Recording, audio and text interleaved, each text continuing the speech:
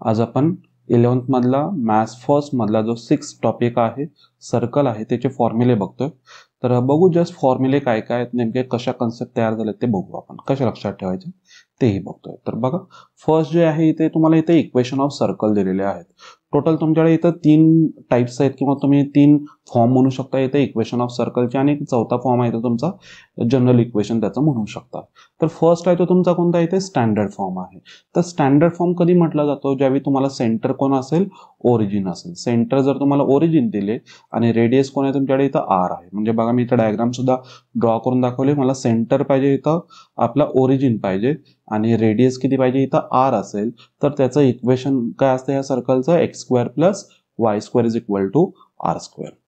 सरळ लक्षात राहील. आता आपल्याला माहिती सुद्धा आता म्हणजे जर सेंटर ओरिजिन आहे आणि रेडियस 4 आहे तर त्याचं इक्वेशन काय बनेल, X square plus Y square is equal to 4 म्हणतोय रेडियस, तर 4चा स्क्वेअर दॅट इज 16 झालं. इझिली असेच बनून जातील.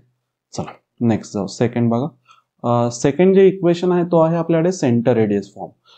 सेंटर रेडियस फॉर्म म्हणा किंवा काही ठिकाणी त्याला जनरल फॉर्मच्या कन्सेप्ट म्हणजे जनरल फॉर्म सारखंच त्याला एक कन्सिडर केलं जातं. तर चला बघूया नेमका हा कसा तयार होतो. एक मी नेहमी काय करत असतो की माझ्याकडे जर स्टँडर्ड फॉर्म असेल तर स्टँडर्ड फॉर्म पासून मी जनरल फॉर्म बनवण्यासाठी ही कन्सेप्ट बनवतो. बघा मी इथं लिहिलेलं सुद्धा आहे, to form general equation of circle एक्सच्या जागी एक्स मायनस एच टाका आणि वायला वाय मायनस के पुट करा. म्हणजे इथे काय तयार होईल बघा, आपल्याकडे जो स्टँडर्ड इक्वेशन ऑफ सर्कल आता जे झालं होतं कुठलं होतं, X square plus Y square is equal to R square होतं. तर एक्सच्या जागी मी काय पुट करणार, एक्स मायनस एच. वायच्या जागी मी पुट काय करणार आहे ते वाय मायनस के यूज करणार आहे. तुम्ही कोनिक सेक्शन मध्ये कुठेही चला, तर स्टँडर्ड वरून जर जनरलला जायचं आहे तर मी नेहमी हीच कन्सेप्ट एक यूज करत जातो. ह्याला मी सेंटर रेडियस फॉर्म जो आहे ना त्याला एक जनरल इक्वेशनचा पण तुम्ही फॉर्म एक कन्सिडर करू शकता. ओके ठीक आहे. त्यामुळे तुम्हाला सम सॉल्व्ह करताना ते क्लिअर सुद्धा होईल नेमके दोन्ही का आहेत, सेमच आहेत, जनरल फॉर्म आणि कुठला सेंटर रेडियस फॉर्म. तर ठीक आहे. आता याच्यामध्ये नेमका काय काय असतं, एच आणि के कोण आहे, आर तर आपल्याला माहिती आहे. तर एच आणि के कोण असतो इथं, सेंटरच असतो. एच आणि के कोण असतो इथे बघा डायग्राम मध्ये, सेंटरच असतो. रेडियस तर माहिती आहे आर. मग जर असं असेल तर लिहायचं काय इथं, X minus H bracket square plus Y minus K bracket square is equal to R square. तर हा आपला आहे कोणता इथे, सेंटर रेडियस फॉर्म. चला थर्ड जो आहे तो आहे आपल्याकडे डायमीटर फॉर्म. डायमीटरचे एंड पॉइंट्स माहित असेल तर बघा समोर डायग्राम पण मी ठेवलेली आहे. ही जी डायमीटर आहे ती तुमची कशातून पास होते इथं, सेंटर मधून जर पास होते ऑब्वियस. तर आणि त्याचे मला काय माहिती पाहिजे इथं, एंड पॉइंट्स माहिती पाहिजेत. जर एंड पॉइंट्स तुमच्याकडे आहेत तर त्यावेळी फॉर्म्युला कसा तयार होतो, X minus X one X minus X two plus Y minus Y one Y minus Y two is equal to 0. म्हणजे इथं कोणाचे आहेत आपल्याकडे, पहिल्या आहेत त्या सगळ्या एक्सच्या व्हॅल्यू, सेकंड आहेत तर तुमच्या सगळ्या वायच्या व्हॅल्यू. एक्स मधून दोन्ही पण तुमचे जे एक्स कोऑर्डिनेट आहेत ते मायनस करून टाका, आणि इथे काय करायचे, वाय मधून दोन्ही वाय कोऑर्डिनेट तुमचे काय करायचे मायनस करा, त्यांचं मल्टिप्लिकेशन करा आणि जस्ट ऍडिशन करून काय असेल ते इज इक्वल टू 0 घ्या.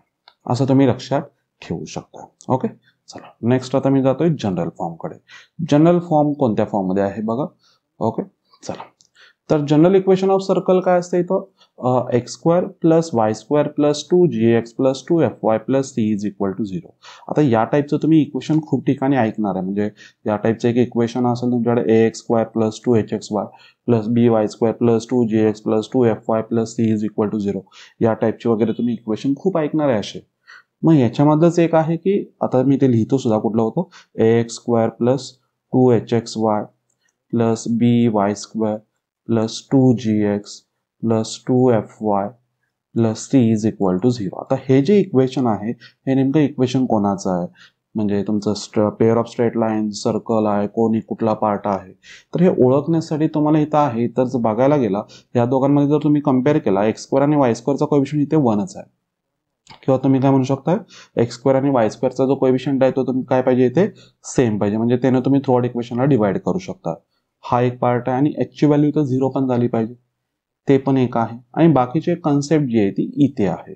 तर याच्यावरून मी तुम्हाला सांगतो टोटली. आता एक लक्षात ठेवताना काय आपल्याला equation, X square plus Y square plus 2gx plus 2fy plus c is equal to 0. आणि असं एखादं आपल्याकडे जर एक फॉर्म तयार झाला तर याच्यामध्ये सेंटर जो असतो हा आपल्याकडे कोण आहे 2g आणि 2f ची व्हॅल्यू, तर ह्याच्यावरून तुम्ही g आणि f ची व्हॅल्यू फाइंड आउट करा आणि g आणि f ची व्हॅल्यू फाइंड आउट केले की त्याला काय करायचे साइन चेंज करा, म्हणजे -g आणि -f कोण तुमचा तयार होतो इथं सेंटर तयार होतो. रेग्युलरली आपण सेंटर रेडियस फॉर्म मध्ये h आणि k जो घेतला होता ना हीच व्हॅल्यू होती, ही h ची व्हॅल्यू ही k ची व्हॅल्यू हे आपल्याला लागणार आहे.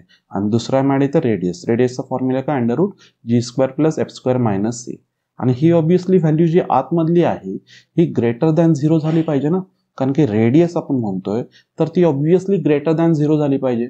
जर ही जर इज इक्वल टू 0 झाली, ही जर व्हॅल्यू जर इक्वल टू जर 0 झाली तर तो पॉइंटच बनेल ना. रेडियस जर 0 झाली तर तो सर्कल म्हणजे एक तो पॉइंटच बनेल. त्यासाठी ही जी व्हॅल्यू आहे अंडररूटच्या आतमधली ती ऑब्वियस ग्रेटर दॅन 0 पाहिजे. 0 नाही चालत, निगेटिव्ह नाही चालत, ही तुमची काय झाली पाहिजे पॉझिटिव्हच असली पाहिजे. हे एक तुमच्या माइंडमध्ये राहू दे. मग तुम्हाला एखादं इक्वेशन दिलं ते सर्कलचं आहे की नाही, तर तुम्हाला इथं ए आणि बी ची व्हॅल्यू तुम्ही इथं काय करू शकता सेम आली पाहिजे. अजून काय झालं पाहिजे आपल्याला एच ची व्हॅल्यू 0 झाली पाहिजे होती. अजून काय झालं पाहिजे g² + f² - c ची व्हॅल्यू काय झाली ग्रेटर दॅन 0 झाली पाहिजे. हे असं आपण माइंडमध्ये ठेवू शकतो. चला नेक्स्ट, आता याच्यामध्येच आपल्याला दिले जातात एक पॅरामेट्रिक इक्वेशन. आता पॅरामेट्रिक इक्वेशन्स तुम्ही म्हणा किंवा रेग्युलरली तुम्हाला माहिती आहेत की पोलार कोऑर्डिनेट्स कार्टेशियन कोऑर्डिनेट्सची जी कन्सेप्ट होती सेम कन्सेप्ट आहे इथेच, कारण की पोलार कोऑर्डिनेट्स कार्टेशियन कोऑर्डिनेट्स आपण बघितले होते ते कशावरती मध्ये रे ट्रिग्नोमेट्रीमध्ये झाले होते, बरोबर आहेत ना. सेम कन्सेप्ट आहे बघा रे. जर इथे बघा पहिली लाईन बघा, for x² + y² = r², parametric equations x is equal to काय आला r cos θ and y is equal to काय आला इथे r sin θ. फॉर्म्युले कम्पेअर करायला शिका. सेम इथून तिथून साईड फॉर्म्युले सेम चालू आहेत. कॉम्प्लेक्स नंबर मध्ये पण भेटेल, कुठे ना कुठे हे तुम्हाला भेटत जाते, सेमच चालू आहे, काही नाही फरक पडत. ओके चला नेक्स्ट सेकंड. आता मात्र इथे काय झालं बघा रे, एक्सच्या जागी x - h आला, म्हणजे कोणाला इथं आपल्याकडे सेंटर रेडियस फॉर्म जर दिला तर एक्सच्या जागी x - h करा ना. बघा ना एक्सच्या जागी x - h, एक्सच्या जागी कोण रिप्लेस झाला x - h, वायच्या जागी y - k, वायच्या जागी कोण रिप्लेस झाला y - k. एवढंच. आणि जर समजा तुम्हाला कोण दिलं रे इथे x² + y² + 2gx 2fy + c is equal to 0 दिला, या टाईपचं इक्वेशन दिलं. मला इथे लागणार कोणकोणत्या व्हॅल्यू आहेत, मला लागेल कोण h आणि k म्हणजे कोण होता आपला h आणि k म्हणजे सेंटर होता, आणि सेंटरची व्हॅल्यू आताच फॉर्म्युलावरून काय भेटली -g, -f. तुम्ही याच्यावरून फाइंड आउट करू शकता. आणि मला एक लागणार कोणतरी r एक लागेल ना, तर r चा पण आता आपल्याला माहिती आहे अंडररूट काय होता इथं g² + f² - c.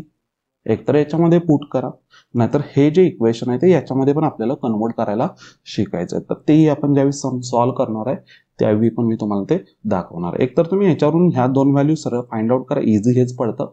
अदरवाईज आपण इथे काय करू कन्वर्ट सुद्धा करू. ठीक आहे. चला नेक्स्ट आपण जाऊ. ओके, आता आहे आपल्याकडे डायरेक्टर सर्कल. सर्कलच्या बाहेर एक सर्कल आहे, डायग्राम मध्ये दिसतंय सुद्धा बघा. तर हे नेमकं डायरेक्टर सर्कल असतं काय, तर आता इथं तुम्ही ज्या टँजंट्स ड्रॉ करताय, आता फॉर एक्झाम्पल मी आज आपला जो रेग्युलर सर्कलचं इक्वेशन होतं x² + y² = r², हे जे सर्कल आहे ना त्याला मी इथं काय करतोय टँजंट ड्रॉ करतोय. ही जी आहे ती सरळ व्यवस्थित ड्रॉ करू. चला इथून मी काय करतो अशी एक टँजंट ड्रॉ करतो. ओके ठीक आहे, तुम्ही व्यवस्थित ड्रॉ करा, मी एक्झॅक्ट नाही ड्रॉ करत इथे, जस्ट एक तुम्हाला सांगण्यासाठी करते.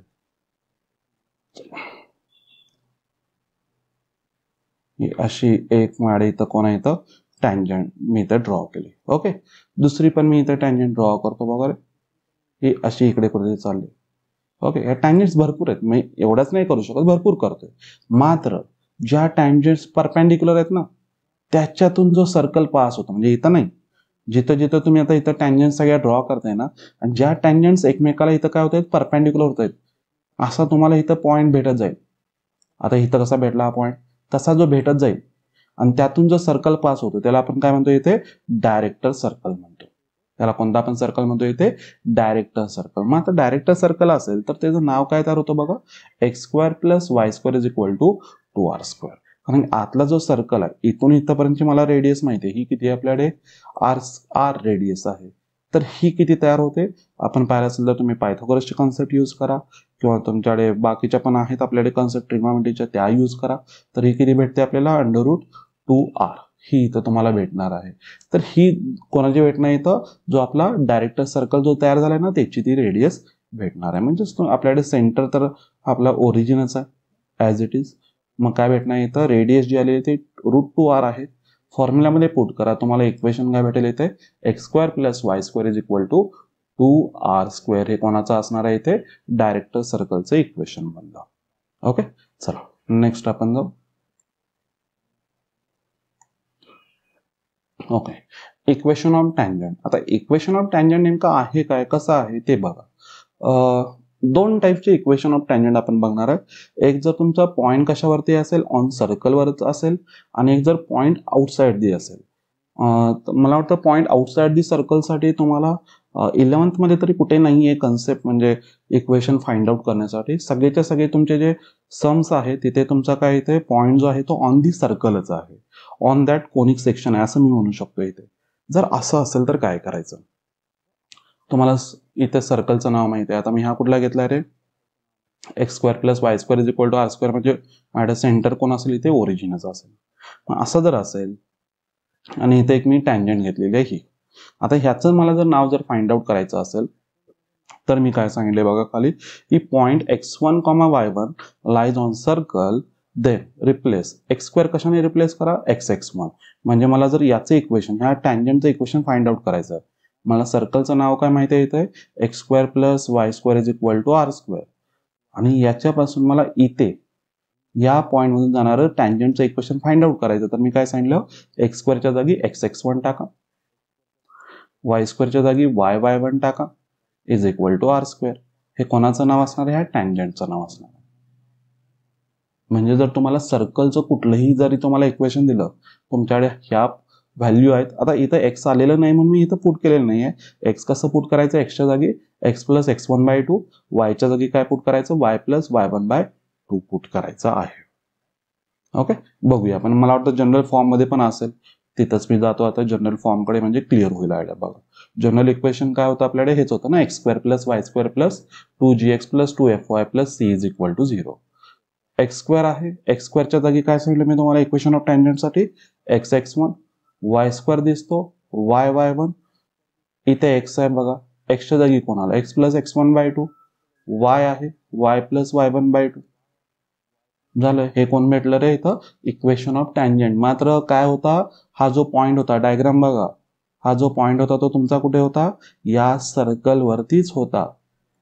समजतं का. आणि इथून जी टँजंट गेली ना त्याचं नाव आहे, आणि ह्या सर्कलचं नाव काय होतं, x² + y² + 2gx + 2fy + c = 0. हे ह्या सर्कलचं नाव आहे, आणि ह्या टँजंटचं नाव हे बनलेलं आहे, हे जे आता आपल्याला भेटलं ते, असं तुम्ही म्हणू शकता. ओके, फक्त हे कोणासाठी होतं, कोनिक सेक्शन साठीच होईल, एवढंच तुमच्या माइंडमध्ये राहू दे. ओके, आणि जर मग पॉईंट जर आउटसाइड वगैरे असेल, मग त्यांच्यासाठी पण आपण आता कन्सेप्ट बघायचे. तर इथं मी तुमच्या समोर नोट पण ठेवले बघा. If y = mx + c is a tangent to this circle म्हटलेलं आहे, x² + y² = r², then c² दिलंय. तर एक मी तुम्हाला दाखवतो देखील, जर पॉईंट जर आउटसाइड असेल तर काय. कॉन्सेप्ट फक्त माहिती पाहिजे, इथे नाहीये मात्र ती कोनिक सेक्शन मध्ये येणार आहे, म्हणजे एलिप्स, पॅराबोला, हायपरबोला मध्ये येणार आहे. तर चला बघूया, मी आता एक सर्कल ड्रॉ करतो, म्हणजे क्लिअर होईल इथे. चला बघूया, सर्कल आहे माझ्या इथं. पॉईंट पण एक घेऊया आपण आउटसाइड. एक पॉइंट आहे माझ्या इथं आउटसाइड. चला इथे मी एक पॉइंट घेतो आउटसाइड. हा, चला इथून एक मी टँजंट ड्रॉ केली. पॉइंट कुठे होता माझा, आउटसाइड होता. हा पॉइंट आहे माझ्या इथं x1, y1. आणि जर याच्यातून ही जर मला काय होत असेल, ही टँजंट आहे, या सर्कलचं नाव काय असेल, आता इथं त्यांनी घेतलेलं आहे कोणतं, x² + y² = r². तर याचं नाव काय असतं, रेग्युलरली काय असतं, y = काय असतं, mx + c ह्या टँजंटचं नाव असतं. फक्त c च्या जागी ही व्हॅल्यू पुट करा रे. c ची व्हॅल्यू काय त्या रूलर त्याच्यावरून बघा. चला मी इथे पुट करतो, c ची व्हॅल्यू रूट टाकावं लागेल ना, प्लस और मायनस होईल, आणि म्हणजे प्लस और मायनस काय लिहिते, हा ही सरळ सरळ अंडर रूट मध्ये टाकून द्या. √r², r²चं तर माहिती आहे, तुम्ही r लिहू शकताय, आणि इथे काय येईल, m² + 1. आर इथं लिहू शकता, बाहेर घेऊ शकता. प्लस और minus R under root M square plus 1 हे कोणाचं असणार आहे, या टँजंटचं नाव असणार आहे. आता इथे बघा एकच टँजंट भेटत नाही, तर प्लस और मायनस आहे ना. प्लस और मायनस का आले, कारण की पॉईंट आउटसाइड आहे, तर तुम्हाला 2 टँजंट भेटतील. इकडे पण भेटणार ना अशी एक टँजंट. पॉईंट आउटसाइड आहे तर 2 टँजंट भेटणार आहेत, तर ही दुसरी टँजंट असणार आहे. क्लिअर झाले. तर 2 टँजंटची तुम्हाला इथे नाव भेटतात. तर ही पण एक कन्सेप्ट आहे, आपल्याला कोनिक सेक्शनमध्ये लागेल. इथे तुम्हाला फक्त एखादी टँजंट दिली, ती सर्कलला म्हणजे एखादी लाईन दिली, ती सर्कलला टँजंट आहे की नाही करण्यासाठी चेक करण्यासाठी तुम्हाला ही कंडिशन यूज करावी लागणार आहे. ती या टॉपिकमध्ये काय असते, C square is equal to R square in bracket M square plus 1 असणार आहे. ओके, ठीक आहे. तर चला बघूया अजून काय असेल तर. आता एवढेच फॉर्म्युले आहेत. आता सेम जो तुम्ही सर्कल टॉपिक बघताय ना, हा जो सर्कल आहे कोनिक सेक्शन मध्ये गेल्यानंतर इलिप्स मध्ये पण सेम कन्सेप्ट आहे. फक्त तिथे एक इलिप्स आहे, तो जरा फक्त काय असतो, वरून दाबल्यासारखा असतो आपला. मग ते कन्सेप्ट दोघांची सेम आहे, किंवा तुम्ही इलिप्स लक्षात राहिलं तर सर्कल इझिली लक्षात राहतो. तर आपण तिथं गेल्यानंतर व्यवस्थित आपण सगळे दोघांचे फॉर्म्युले रिलेट करून आपण फॉर्म्युले लक्षात ठेवणार आहे. ओके, तर आज आपण इथेच थांबू. थँक्यू.